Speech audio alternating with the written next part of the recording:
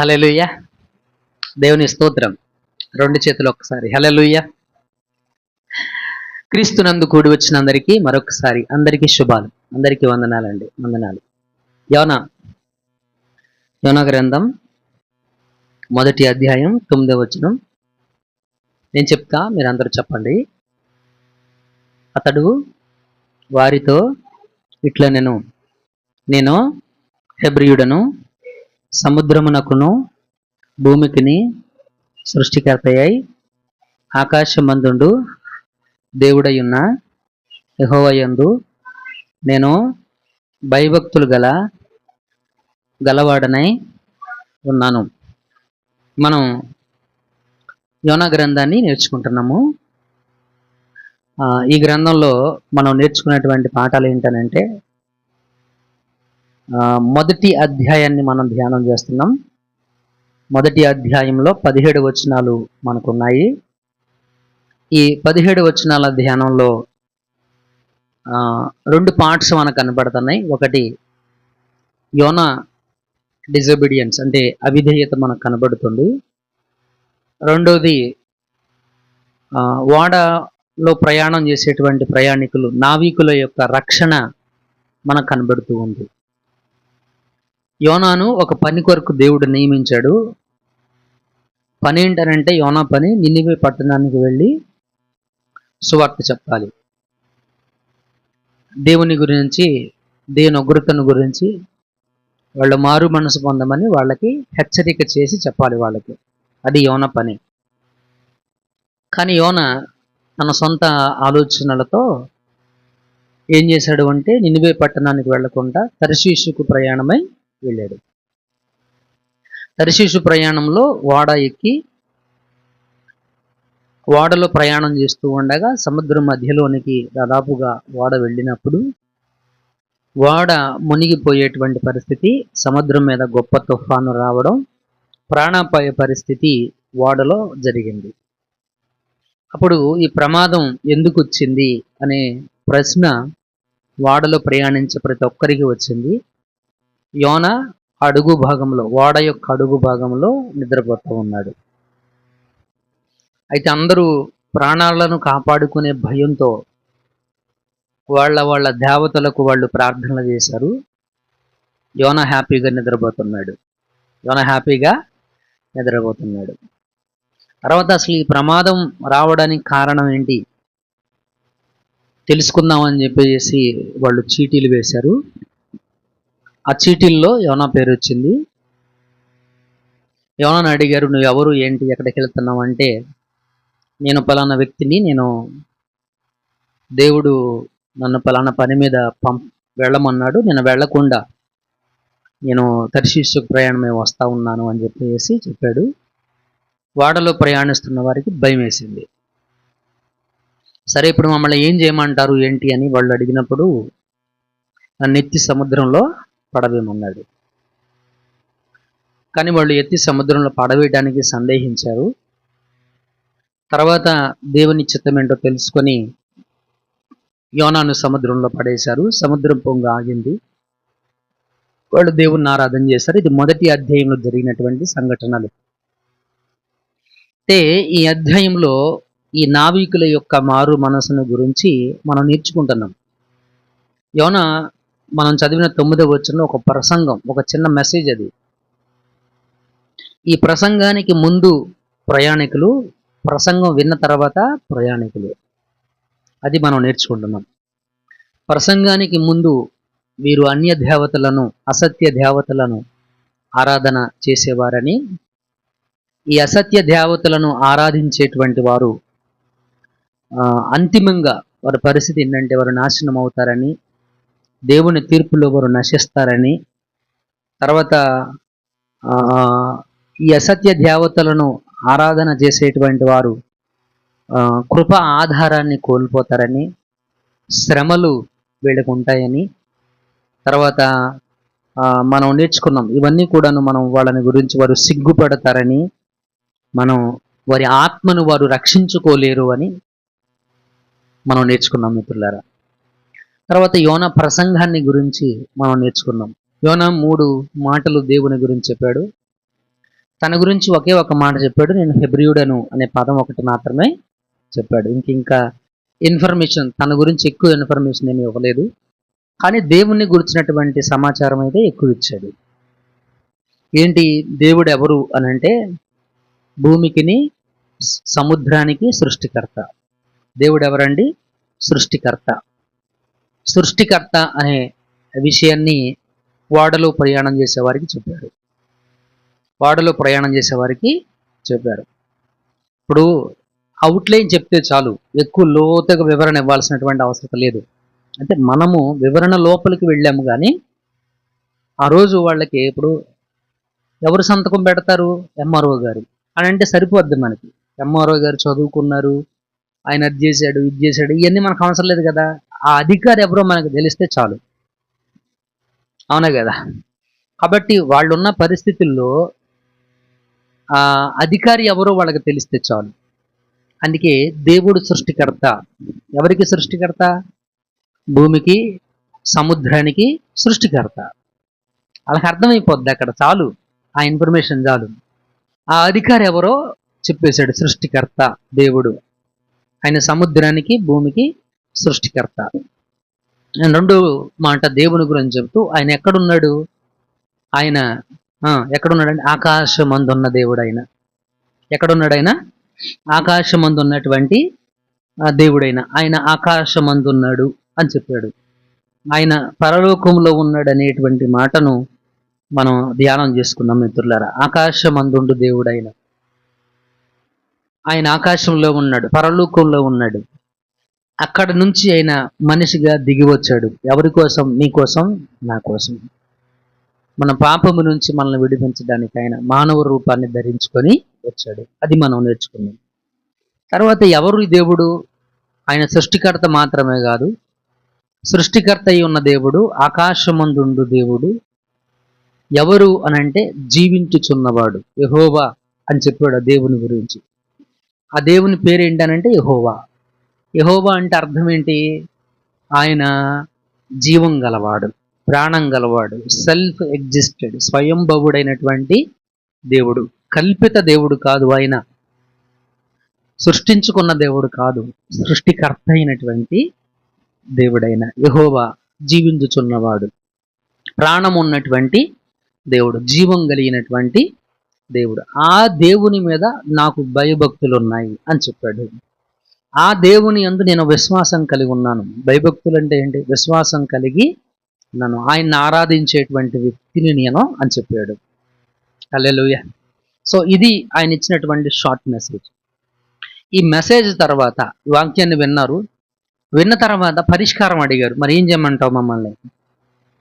ఈ తుఫాను నా గురించే వచ్చింది, కాబట్టి మీరు నన్ను ఎత్తి సముద్రంలో పడవేయండి. మీరు నన్ను ఎత్తి సముద్రంలో పడవేస్తే సముద్రం అంతా కూడాను, అప్పుడు సముద్రం మీ మీదకి రాకుండా నిమ్మళిస్తుంది. సముద్రం మీ మీదకి రాకుండా నిమ్మళించాలంటే నన్ను మీరు సముద్రంలో ఎత్తి పడేసేయండి అని చెప్పాడు. దానికి వాళ్ళు చెప్పింది చేశారా? చేయలేదు. పోయిన వారం మనం అదే నేర్చుకున్నాం. మనం ఎప్పుడు కూడా దేవునికి వ్యతిరేకంగా ఆలోచించడం కానీ, దేవుడు చెప్పిన దానికి విరుద్ధంగా చెయ్యడం కానీ మనం ఎప్పుడు ఆ ప్రయత్నాలు చేయకూడదు. ఎందుకు చేయకూడదంటే ఆ ప్రయత్నాలన్నీ కూడాను విఫలమైపోతాయి.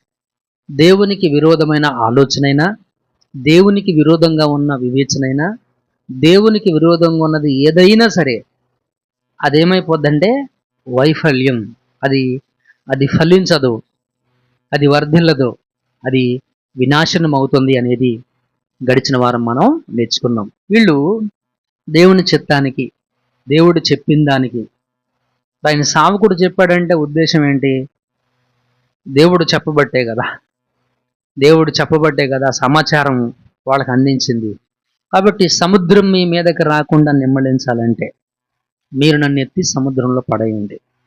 దానికి వాళ్ళకి ఇష్టం లేదు. వాళ్ళ స్వబుద్ధిని, వాళ్ళ స్వజ్ఞానాన్ని ఆధారం చేసుకున్నారు. వాడను ఎలాగైనా సరే ఒడ్డుకు లాక్కు రావాలని ప్రయత్నం చేశారంట. బహుబలము చేత ప్రయత్నం చేశారంట. కానీ వారి ప్రయత్నం అంతా కూడాను వ్యర్థమైపోయింది. అర్థమైపోయింది. కాబట్టి దేవునికి విరోధంగా మనం ఏది చేయకూడదు అనేటువంటిది నేర్చుకున్నాం.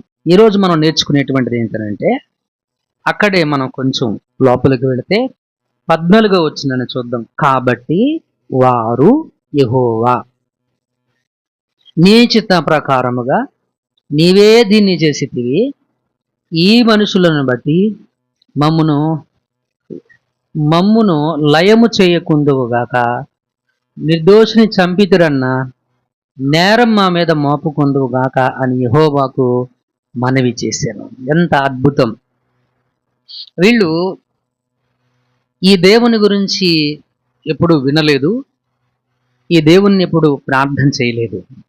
కానీ యోనా చెప్పినటువంటి ఒక చిన్న ప్రసంగం వారి జీవితాన్ని ఎంత ప్రభావితం చేసిందో చూడండి.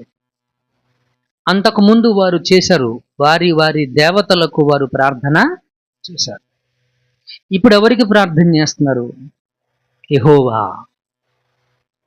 పేరు పెట్టి పిలవడం, పేరు పెట్టి పిలవడం వెరీ ఇంపార్టెంట్. ఎందుకంటే మనం ఒక గుంపును పెట్టుకున్నాం. దైవత్వం, దేవుని పేరు చెప్పాలంటే గుంపు ఉంది మన ముందు. ఆ గుంపులో నువ్వు ఎవరికి చేస్తున్నావు ప్రార్థన?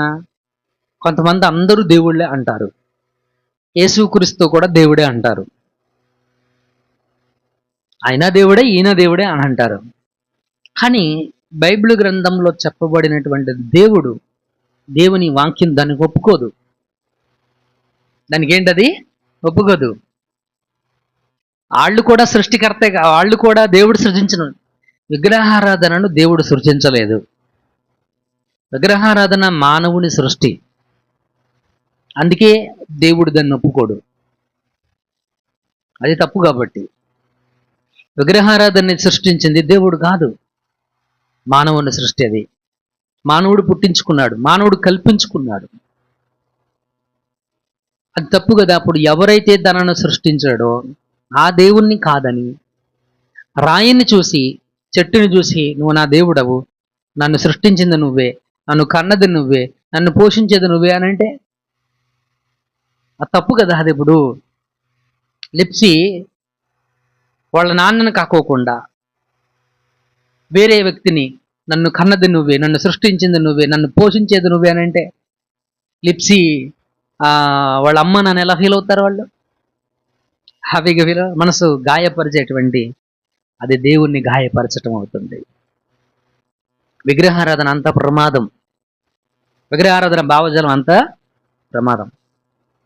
చూడండి, వాళ్ళు ఎప్పుడు ప్రార్థన చేయలే, కానీ ఆ రోజు వాళ్ళు చేసినటువంటి ప్రార్థన యెహోవా, ఆయన నామములో ప్రార్థన చేశారు, ఆయన నామాన్ని బట్టి అడిగారు, ఆయన పేరు పెట్టి ఆయన పిలిచారు. ఎంత అద్భుతం ఇది!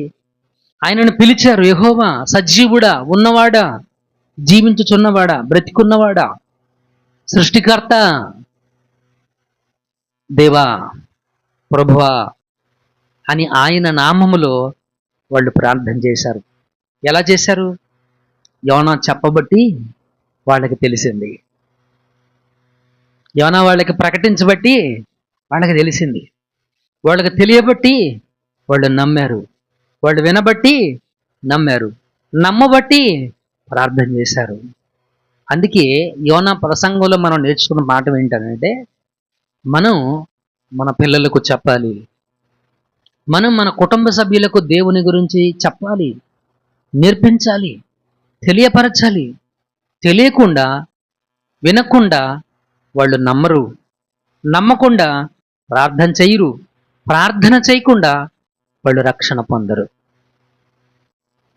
వాళ్ళంతటా వాళ్ళే రక్షణ పొందరు, వాళ్ళంతటా వాళ్ళే తెలుసుకోలేరు, వాళ్ళంతటా వాళ్ళే తెలుసుకోలేరు. నా అంతటా నేనే తెలుసుకోలేదు. అది ఎలా సాధ్యపడద్దు? నా అంతటా నేను ఎలా తెలుసుకుంటా? సమ్వన్, ఎవరో ఒకరు ఉండారు చెప్పేవాళ్ళు, అవునా కదా. ఫిలిప్పు యెరూషలేముకి దేవుని ఆరాధన చేయడానికి వెళ్ళాడు, ఆరాధన చేసి తిరిగి వస్తున్నాడు. నపుంసకుడు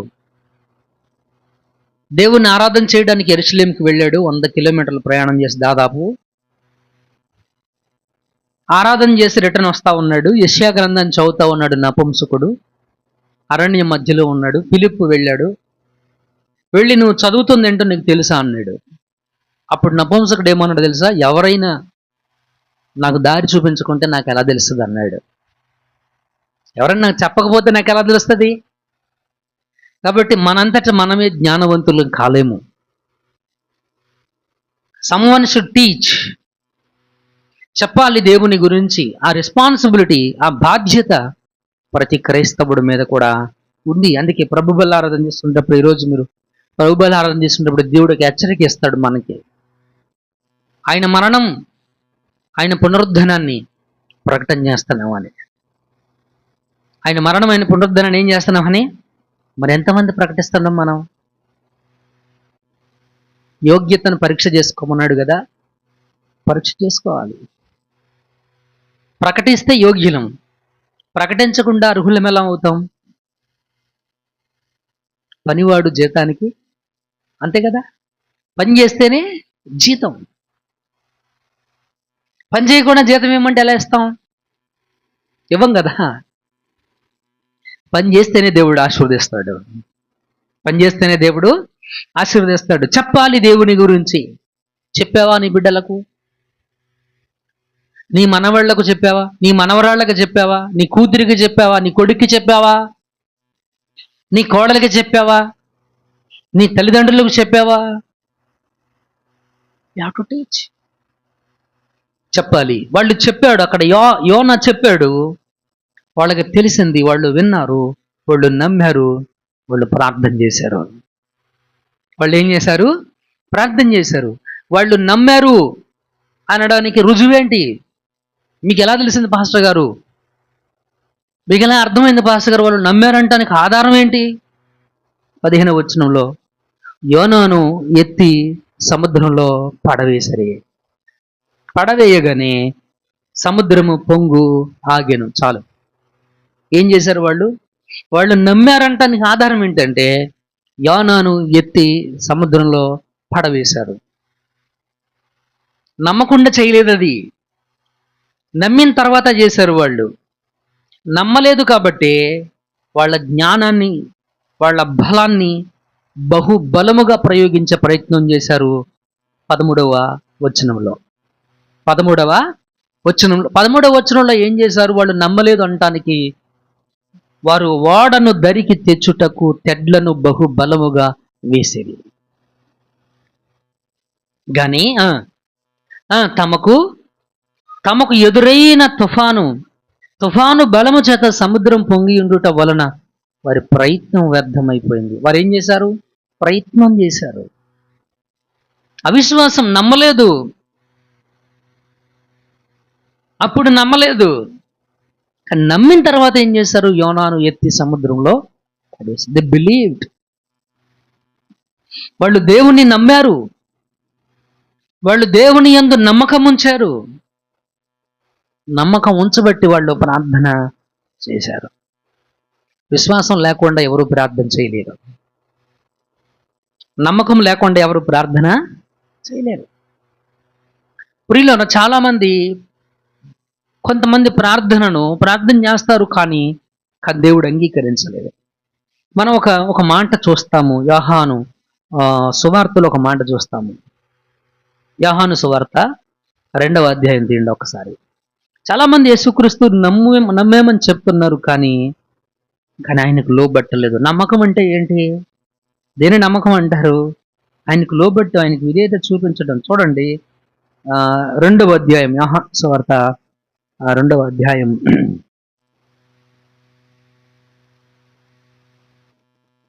22వ వచనం.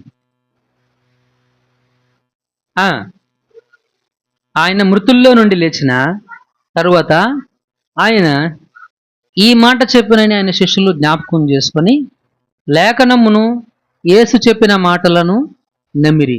ఆయన పస్కా పండుగ సమయమున యెరూషలేములో ఉండగా ఆ పండుగలో అనేకులు ఆయన చేసిన సూచక్రియలను చూసి ఆయన నామమందు విశ్వాసం ఉంచిరి. అయితే యేసు అందరినీ ఎరిగినవాడు గనుక ఆయన తన్ను వారి వశం చేసుకోలేదు. ఇది అండర్లైన్ చేయాలి ఈ మాట మనం. చాలామంది యేసుక్రీస్తుని నమ్మారు, కానీ యేసుక్రీస్తు తనను వారి వశం చేయలేదు. మీకు అర్థమైందా? అదేంటి పాస్టర్ గారు, ఆయన చేసిన సూచక్రియలు చూశారు, ఆయన చెప్పిన మాటలు విన్నారు, ఆయన నమ్మారు, మరి ఆయన వారి వశం కాకపోవడం ఏంటి? అక్కడ మరొక పదం రాశాడు, ఆయన అందరినీ ఎరిగినవాడు. ఏంటది? ఆయన అందరినీ ఎరిగినవాడు. అక్కడ చెప్తాడు, గనుక ఆయన తన్ను వారి వశము చేసుకోలేదు, ఆయన మనుషుని ఆంతర్యము ఎరిగినవాడు. నేను నమ్ముతున్నానని బయటికి చెప్తే ఆయనకి తెలియదని అనుకోవద్దు. నా మాటలు మీకు అర్థమవుతున్నాయా? దయ్యాలు కూడా యేసుక్రీస్తుని దేవుడని నమ్ముతున్నాయి. దయ్యాలు కూడా యేసుక్రీస్తుని దేవుడని నమ్ముతున్నాయి. యాకోబు రాసిన పత్రిక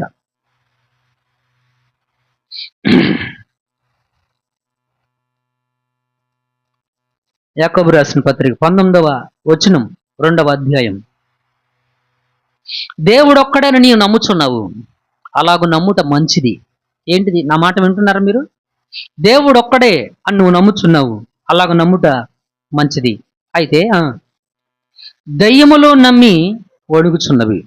ఏంటిది? దయ్యాలు కూడా నమ్మి వణుకుచున్నాయి. మీకు అర్థమైంది ఆ మాట ఎందుకన్నాడు? దయ్యాలు కూడా నమ్మి వణుకుచున్నాయి. మరి ఉపయోగం ఉందా? ఏమైనా ప్రయోజనం ఉందా? దయ్యాలు కూడా నమ్మి వణుకుచున్నాయి. ఆ కిందేమన్నాడు చూడండి, తిడుతున్నట్టు ఉంది కదా మనల్ని. వ్యర్థుడా, క్రియలు లేని విశ్వాసం నిష్ఫలమైనదని తెలుసుకొని కోరుచున్నావా? ఏంటది?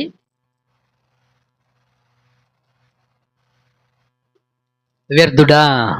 వ్యర్థుడా అంటే కొంచెం గ్రాంధిక భాషలోంచి బయటకు వద్దాం, మనం సహజ భాషలో మాట్లాడుకుందాం. పనికి మాలినోడా, అంతేనా? వ్యర్థుడా అంటే ఏంటి? పనికి మాలినోడా, దేనికి పనికిరానోడా. ఎవరినంటాం మనం దేనికి పనికిరానోడని? ఏమి చెయ్యని వాడిని.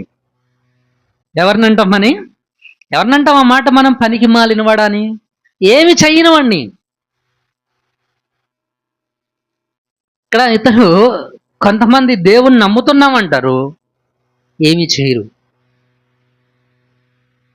దేవుని యందు విశ్వాసం ఉందంటారు, కానీ ఏమీ చేయరు. దేవుని యందు విశ్వాసం ఉందని వాక్యం చదువుతారు, ప్రార్థన చేస్తారు, పొరుగు వారితో బాగా ఉండరు, పొరుగువారి పట్ల మంచితనం ఉండదు, హేళన, తక్కువ చేయడం, చులకన భావన, ఎదుటి వాళ్ళు కష్టపడుతుంటే చూసి సునకానందం అంటారు కదా, అది పొందుతూ ఉంటారు లోపల. వాడికి అలాగే జరగాలని కోరుకుంటూ ఉంటారు. అదేమి క్రైస్తవ్యం? అసలు అదేం విశ్వాస జీవితం? దేవుడు అలా చెప్పాడా? దేవుడు అలా ఉండమన్నాడా? ఆయన నీ ప్రతి కష్టాన్ని, నీ ప్రతి బాధను, నీ ప్రతి వ్యాధిని ఆయన భరించాడు. నీ బాధను ఆయన బాధగా భరించాడు, నీ కష్టాన్ని ఆయన కష్టంగా భావించాడు ఆయన.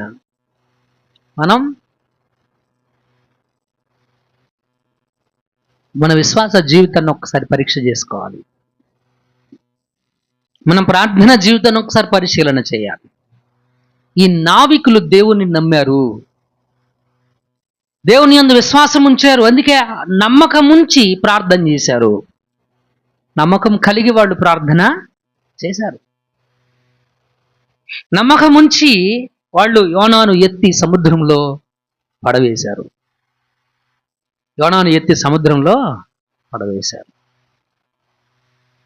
క్రియలు లేని విశ్వాసము వ్యర్థం.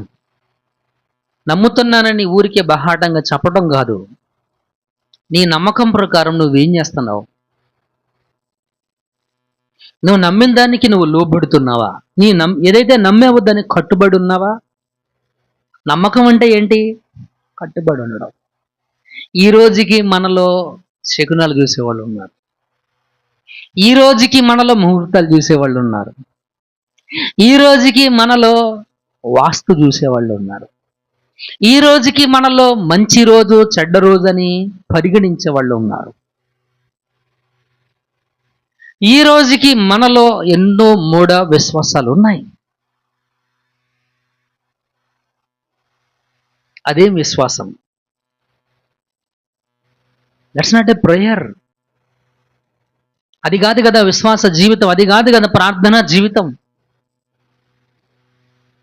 వాళ్ళు ఎప్పుడైతే దేవుని నమ్మారో వాళ్ళ అసత్య దేవత ఆరాధన విడిచిపెట్టారు.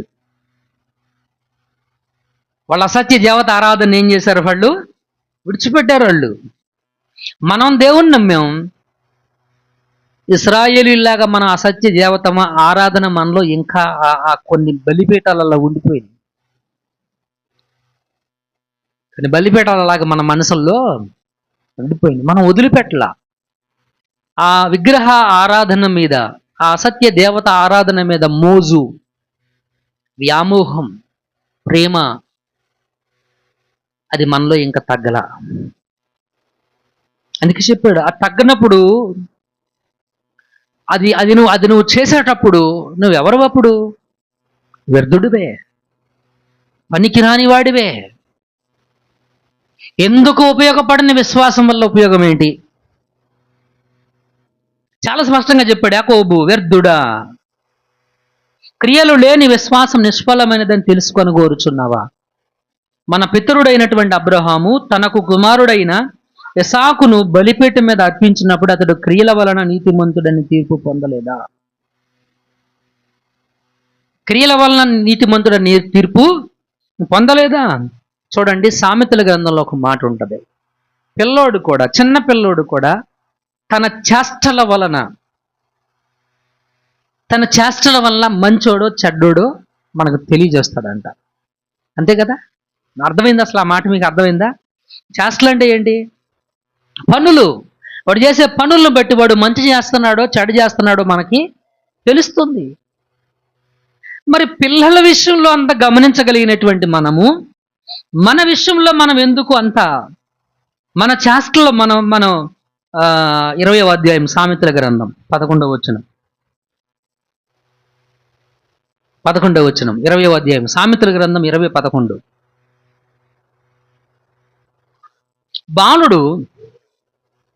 బాలుడు సహితము తన నడవడి అంటే ఏంటంటే అది కాళ్ళతో నడిచెళ్ళటమా? నడవడంటే ఏంటది? ప్రవర్తన. ఏంటది? నడవడంటే ఏంటి? వాడి నడక బాగోలేదంటే అర్థం ఏంటండి? ప్రవర్తన, వాడు బిహేవియర్. బాలుడు సహితము తన నడవడి శుద్ధమైనదో కాదో, యథార్థమైనదో కాదో తన చేష్టల వలన తెలియచేయును. దేనితో తెలియజేస్తాడంట? చేష్టలు, పనులు. ఇప్పుడు అర్థం చేసుకోండి. ఇక మీరు మీ విజ్ఞతకు నేను వదిలేస్తున్నాను. మనం దేవుని నమ్ముతున్నాం, ప్రభు బలారాధన తీసుకుంటున్నాం, ప్రతి వారం తీసుకుంటాం, మేము వైట్ డ్రెస్ వేసుకుంటాం. అఫ్కోర్స్ మనకు అది ఇష్టం లేదనుకోండి.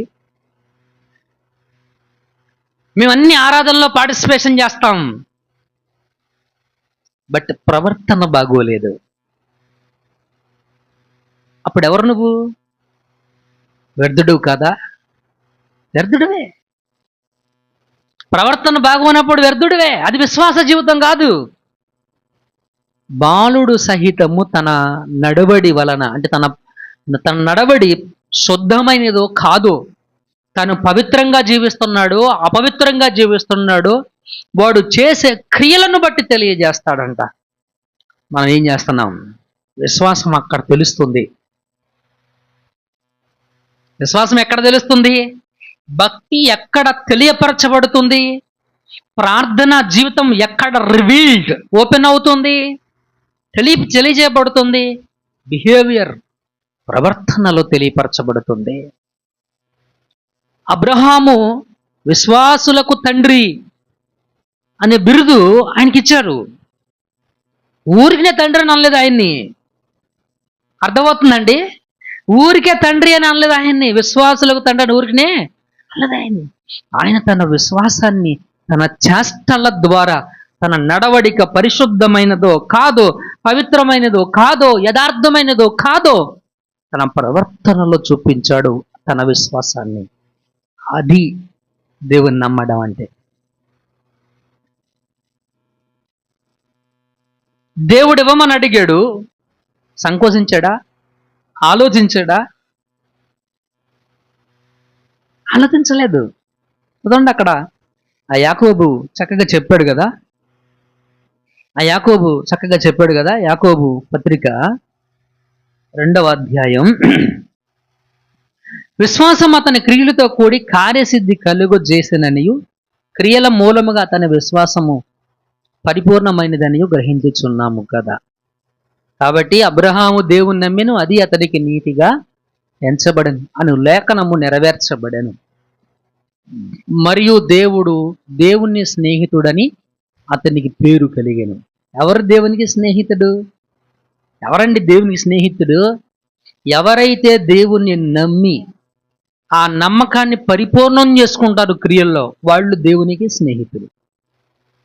నమ్ముతున్నామని చెప్పి విగ్రహారాధన చేసేవాళ్ళు ద్రోహులు. దేవుని నమ్ముతున్నామని చెప్పి పరిశుద్ధమైన ప్రవర్తన కాకుండా అపవిత్రంగా జీవించేటువంటి వాళ్ళు ద్రోహులు, విశ్వాసఘాతకులు. ఎవరు వాళ్ళు? విశ్వాసఘాతకులు. ఆలోచించండి మిత్రులారా.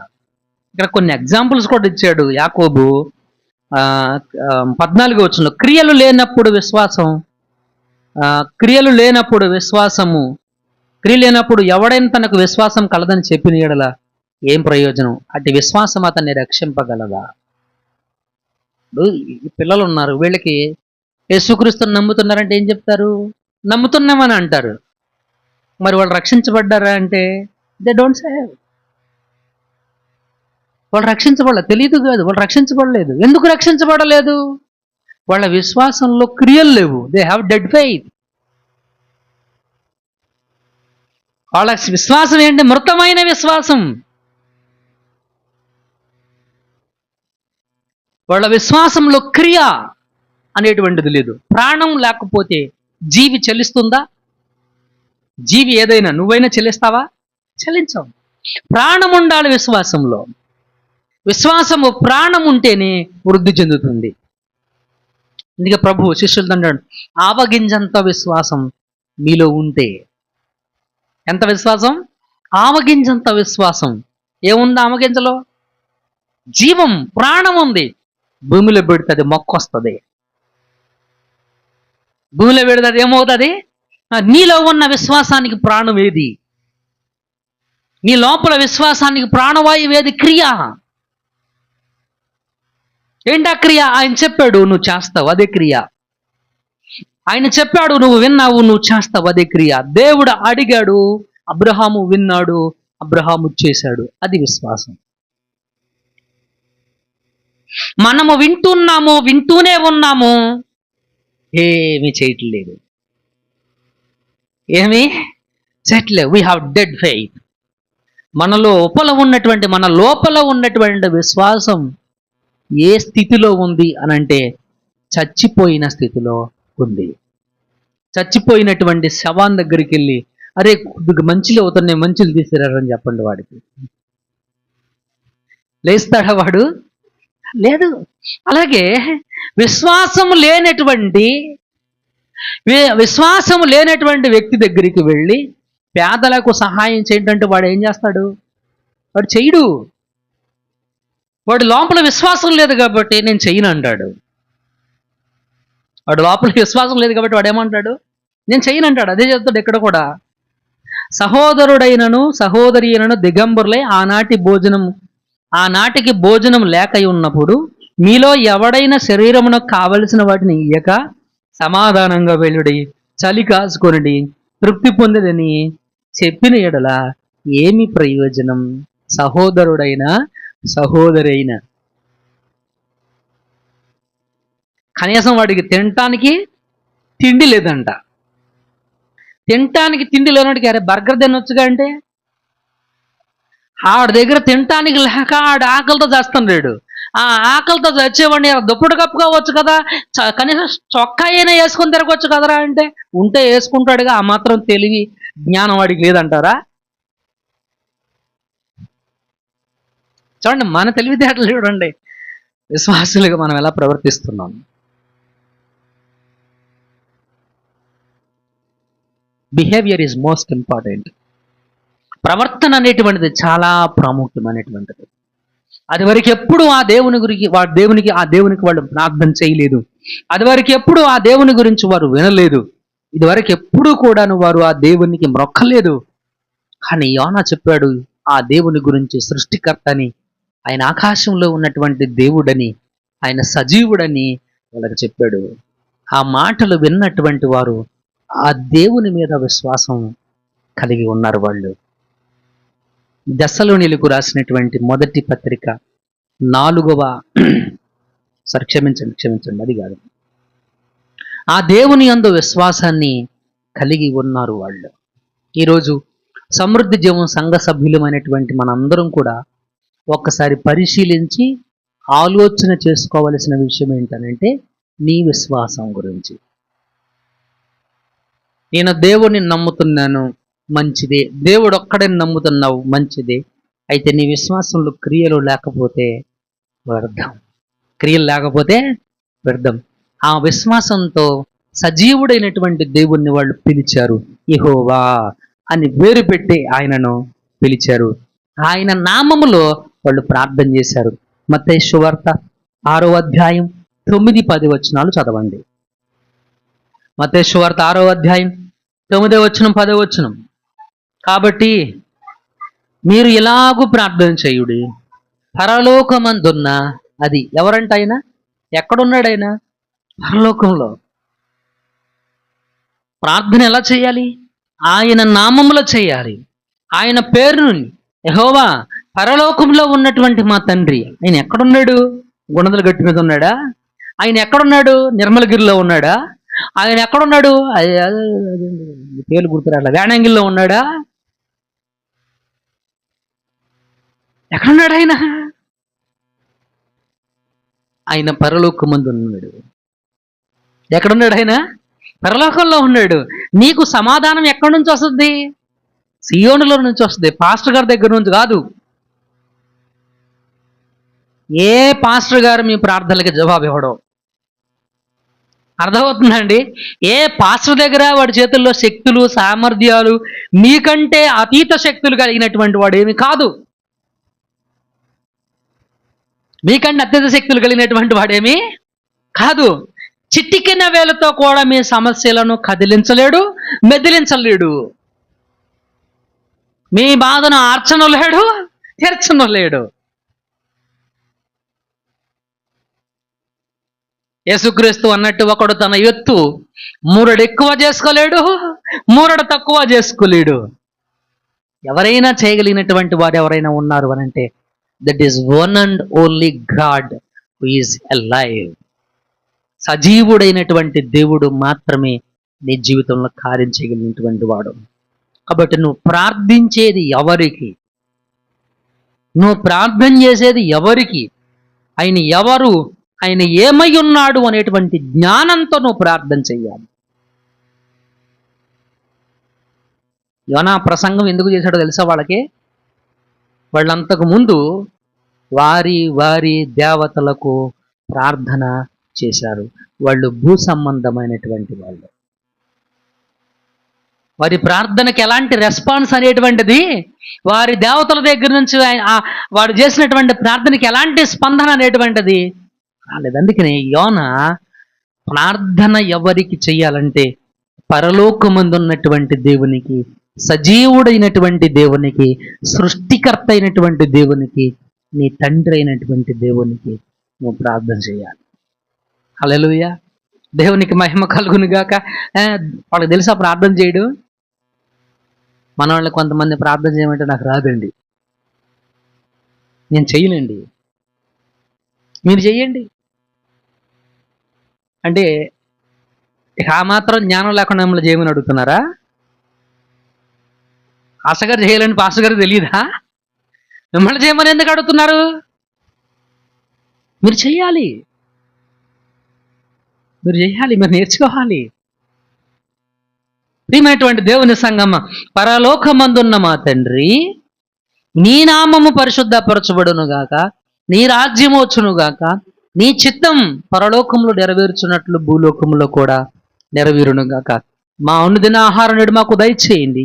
మా ఎడల అపరాధము చేసిన వారిని మాకు క్షమించిన ప్రకారం మీరు కూడా మా అపరాధములను క్షమించండి. మమ్ము శోధనలోనికి తేక దుష్టుడి నుంచి తప్పించండి. ఎందుకనగా రాజ్యము, శక్తి, మహిమ నిరంతరము నీవయున్నావు తండ్రి.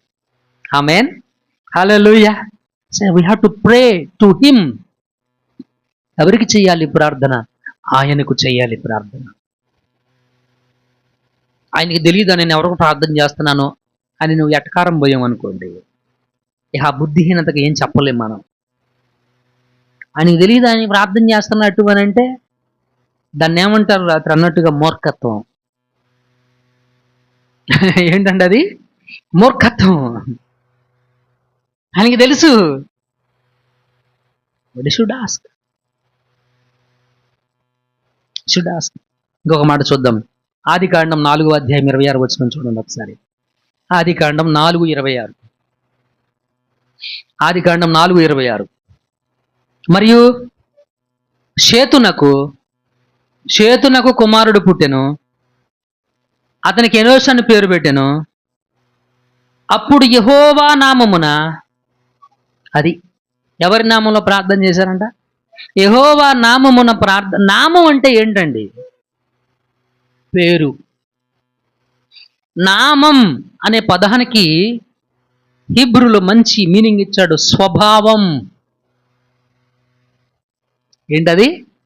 నామం అనే పేరు దగ్గర, నామం అని ఎప్పుడైతే వచ్చిందో బైబిల్ గ్రంథంలో, ఆ పదము దగ్గర వినియోగించబడిన పరమార్థం ఏంటి అనంటే ఆయన స్వభావం, ఆయన గుణం. ఏంటది? ఆయన గుణం. ఆయన నామములో ప్రార్థన చేయడం అంటే ఆయన స్వభావాన్ని బట్టి, ఆయన గుణాన్ని బట్టి ఆయన అడగడం, ఆయనతో మాట్లాడడం, ఆయనకు మనవి చేయడం, ఆయనకు విజ్ఞాపన చేయడం, ఆయనకు తెలియచేయడం. నామం అంటే ఆయన గుణం, ఆయన స్వభావం. యెహోవా నామమున ప్రార్థన చేయడం ప్రారంభం ఆదికాండంలో మనం చూస్తూ ఉంటున్నాం. మిత్రులారా, ఇంకో మాట 12:2 కూడా. ఆదికాండం 12:2 కూడా చూడండి ఒకసారి. 2 నిన్ను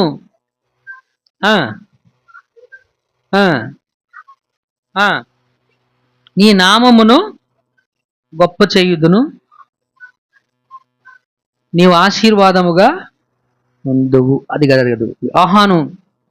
యోహాను తిండి ఒకసారి. యోహాను సువార్త 14వ అధ్యాయం. యోహాను సువార్త 14వ అధ్యాయం 13-14 వచనాలు.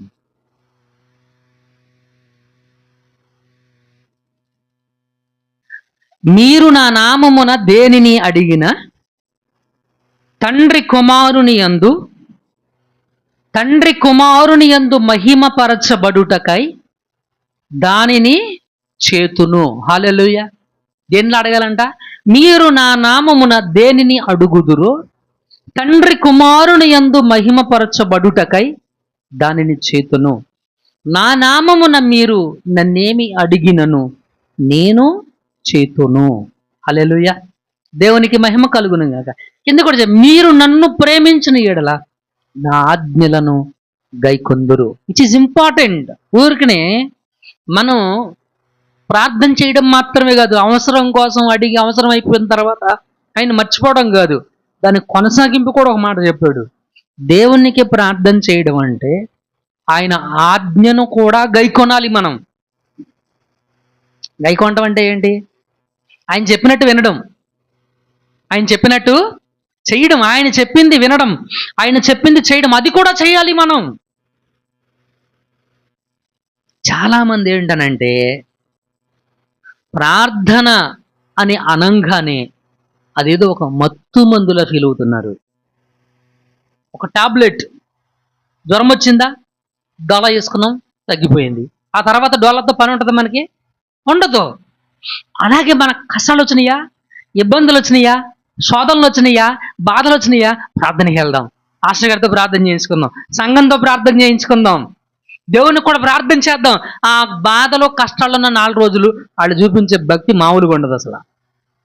అయ్యి బాబు, ఇంత భక్తి ప్రపంచంలో యేసుక్రీస్తు అన్నట్టుగా ఇశ్రాయేలీల్లో కూడా నేను ఇంత విశ్వాసం చూడలేదు అన్నట్టు అంత శ్రద్ధ విశ్వాసం చూపిస్తారు. ఆ కష్టం, ఆ బాధ, వాటన్నిటి నుంచి బయటకు వచ్చిన తర్వాత సంఘంతో పని లేదు, పాస్టర్ పని లేదు, ప్రార్థనతో పని లేదు, విశ్వాసంతో పని లేదు. అయిపోయింది, టాబ్లెట్ వేసుకున్నాగా అయిపోయింది, అంత అవసరం. What kind of non sense it is. ఇది ఏ విధమైనటువంటి పర్థం లేనటువంటి భక్తి విశ్వాసం. చూడండి, ప్రార్థన చేసేటువంటి మనం ఎప్పుడు కూడా మనం తెలుసుకోవాల్సిన విషయం ఏంటంటే ఆయన నమ్మి నమ్మకం కలిగి ప్రార్థన చేయాలి. ఆయనకు లోబడి ఆయన యందు విశ్వాసం ఉంచి ఆయనకు మనవి చేయాలి. ఆయన నామములో మనం అడగాలి. ఆయన నామములో మనం ఏది అడిగినా అది ఆయన మనకిస్తాడు. కానీ కండిషన్ ఏంటి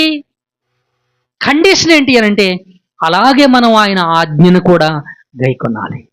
చివరిగా ఒక మాట చదివి ముగించుకుందాం. నేను చెప్తాను, నాతో పాటు ఈ మాటలు మీరు కూడా చెప్పాలి. ఏంటి అందరు బైబిల్, యోహాను పత్రిక, యోహాను మొదటి పత్రిక 3వ అధ్యాయం 22వ వచనం నేను చెప్తా, నాతో పాటు మీరు చెప్పండి. మరియు గట్టిగా చెప్పండి. మరియు మనమాయన ఆజ్ఞలను గైకొనుచు ఆయన దృష్టికి ఇష్టమైనవి చేయుచున్నాము గనుక మనమేమి అడిగినను అది ఆయన వలన మనకు దొరుకును. చదివారు చక్కగా వాక్యాన్ని, అర్థమైందా మీకు? అది మీరు అర్థం చేసుకోవాలి దాన్ని. అక్కడ ఏం చెప్పాడు? మరియు మనము ఆయన ఆజ్ఞలను గైకొనడం అంటే, గైకొనడం అనే పదంలో 2 అర్థాలు మిళితమై ఉన్నాయి. మీకు తెలుసు కదా, అది ఏంటది? వినడం, చెయ్యడం.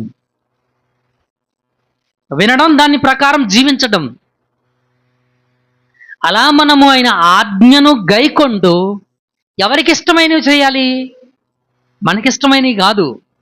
మనం ఏంటనంటే మనకిష్టమైనవి చేయమని దేవుణ్ణి అడుగుతాం. ఈ మాటను అడ్డం పెట్టుకొని దేవుడు ఏదడిగినా ఇస్తానన్నాడు, ఆయన నామములో ఏదడిగినా ఇస్తానన్నాడు. మా ఫ్రెండ్ అడిగినట్టు నేను కోడి పందాలకి వెళ్తానని పందెం గెలిపించని దేవుడు గెలిపించడం. అర్థమవుతుందా మీకు పిల్లరా? దేవుని సంఘం అర్థమవుతుందా మీకు? ఎవరికి ఇష్టమైనవి చేయాలి? దేవునికి ఇష్టమైనవి చేయాలి. నీకు ఇష్టమైనవి చేయాలి. అందుకని అంటాడు యాకోబు, అంటాడు మీరు అడిగినను మీ భోగముల నిమిత్తం అడుగుతున్నారు, అందుకే మీకు దొరకట్లేదు అని. మీ భోగముల నిమిత్తం వినియోగించుటకై అడుగుతున్నారు కాబట్టి మీకు దొరకడం లేదు అని. పరలోక ప్రార్థనలు ఏమంటాడు? నీ చిత్తం పరలోకంలో నెరవేరుతున్నట్లు భూలోకంలో కూడా నెరవేరాలి. అది మన ప్రార్థన. మనం ఆయనకి ఇష్టమైనవి చేయాలి, ఆయనకు ఇష్టమైన జీవితాన్ని మనం జీవించాలి. అప్పుడు మనము ఏది అడిగిన ఆయన నామములో అది ఆయన మనకు అనుగ్రహిస్తాడు. మిత్రులారా, కాబట్టి ప్రియమైన దేవుని సంగమా, నేను సందేశాన్ని ముగిస్తున్నాను. ప్రభు చిత్తమై ఉంటే వీఆర్ గోయింగ్ టు లెర్న్. మనం నేర్చుకుందాం వచ్చే వారం. ఈరోజు దేవుడు మనతో మాట్లాడినటువంటి మాటలు, యోన ప్రసంగానికి ముందు ప్రయాణికులు, యోన ప్రసంగం తర్వాత ప్రయాణికులు. యోన ప్రసంగానికి ముందు వాళ్ళు బహుదేవత ఆరాధన కలిగినటువంటి వారు. అసత్య దేవతలను ఆరాధన చేశారు, పూజించారు, ప్రేమించారు, మొక్కుబళ్ళు చేశారు, ఎన్నో చేశారు. కానీ వాళ్ళకి ఎలాంటి ప్రయోజనం లభించలేదు. వారి ప్రార్థనలకు ఎలాంటి జవాబులు రాలేదు. కానీ యోన అద్భుతమైన సరైనటువంటి ప్రసంగం చేశాడు వాళ్ళకి.